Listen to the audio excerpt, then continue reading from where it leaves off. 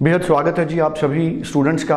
एक बार फिर बेहद ख़ास अपडेट के साथ हम हाजिर हैं और हमारे साथ लैंडमार्क इमिग्रेशन की टीम से जसमीत भाटिया जी की टीम से अनीता भंडाल जी हमारे साथ रहेंगे, जो खुद लैंडमार्क इमिग्रेशन में स्टूडेंट्स के साथ जुड़े तमाम पहलुओं पर जसमीत जी की टीम में उनके साथी हैं। आपका स्वागत है जी Anita ji. Thank you so much. हम बता दें कि जसमीत जी लगातार जिस तरह के अनुमान हमको दे रहे थे कि जैसे ही नवंबर 15 के आसपास हम लोग पहुंचेंगे उसके बाद एकदम से रिजल्ट्स तेज होंगे कनाडा के, और उसी तरह से हो रहा है। कनाडा के रिजल्ट्स काफ़ी ज़्यादा फास्ट हो रहे हैं। पूछेंगे अनीता जी से कि जनवरी इनटेक का इस वीक का रिज़ल्ट का ट्रेंड क्या है, या पिछले 4-5 दिन का रिज़ल्ट का ट्रेंड क्या है। आज शुक्रवार है और शुक्रवार तक इस हफ्ते में कितने स्टूडेंट्स के पीपीआर या पासपोर्ट उन्हें रिसीव हुए हैं, और सबसे बड़ी बात है पीटी पर भी हम एक ख़ास अपडेट अनीता जी से जानेंगे। अनीता जी, सबसे पहले मुझे ज़रा रिव्यू करके अगर आप बता दें पिछले 5-6 दिन का स्टेटस क्या रहा, कितने पासपोर्ट आए, कितने आपको ओवरऑल पीपीआर मिल गए, और ट्रेंड क्या दिख रहा है जब हम आज 18 नवंबर की ओर आ गए हैं। बिल्कुल सही सर, जैसे अभी आपने इस चीज़ को मेंशन किया कि जसमीत सर ने एक ऑब्जर्वेशन दी थी कि नवंबर के मिड में हमें वीज़ाज जो हैं वो काफ़ी तेज़ी से आना शुरू हो जाएंगे, और ऐसा ही हुआ है।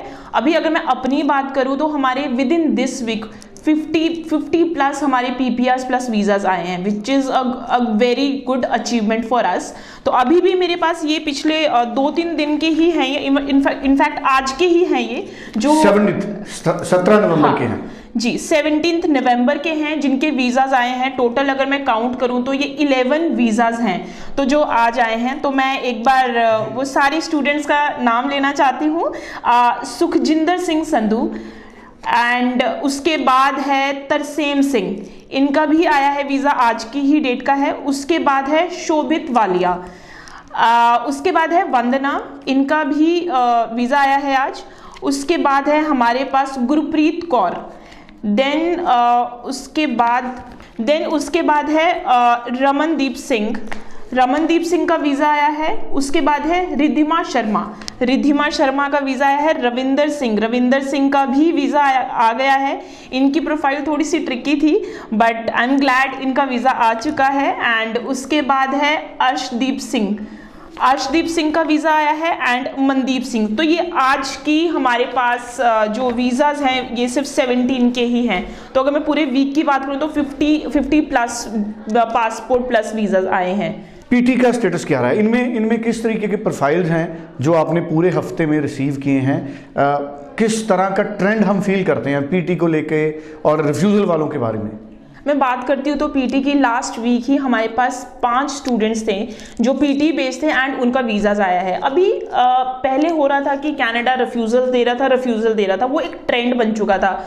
रीज़न में उसका यही था कि जैसे मैंने आपको पिछले शो में भी ये चीज़ डिस्कस करी थी हमने कि पीटी पे जो रिफ्यूज़ल, जो आपकी वीज़ाज ओवरऑल वीज़ाज पे रिफ्यूज़ल इसलिए आ रहे थे क्योंकि उनके पास बैकलॉग बहुत ज़्यादा हो चुका था। लेकिन अब सिनेरियो चेंज हो चुका है बिकॉज उनके पास भी एक मैन पावर इतनी ज़्यादा नहीं थी, एप्लीकेशन का बल्क बहुत ज़्यादा बढ़ चुका था। अब इस टाइम पे उनके पास मैन पावर भी है, एप्लीकेशन का बल्क भी कंपैरेटिवली कम है क्योंकि लोग यूके ऑस्ट्रेलिया की तरफ मूव हो चुके हैं। लेकिन मैं यहाँ पे फिर से बताना चाहूँगी कि जो स्टूडेंट जो यूके भी अप्लाई कर रहे हैं स्टूडेंट्स, उनका सबसे बड़ा स्ट्रगल इस टाइम पे है ऑफर लेटर या फिर इनटेक। या तो स्टूडेंट्स को जनवरी इनटेक मिल रहा है लेकिन जनवरी की ऑफर लेटर्स का थोड़ा सा या कैश लेटर का थोड़ा सा प्रॉब्लम आ रहा है। ऑफर लेटर फिर अगर आपको 2 दिन में आ गया then again the problem is cash letter.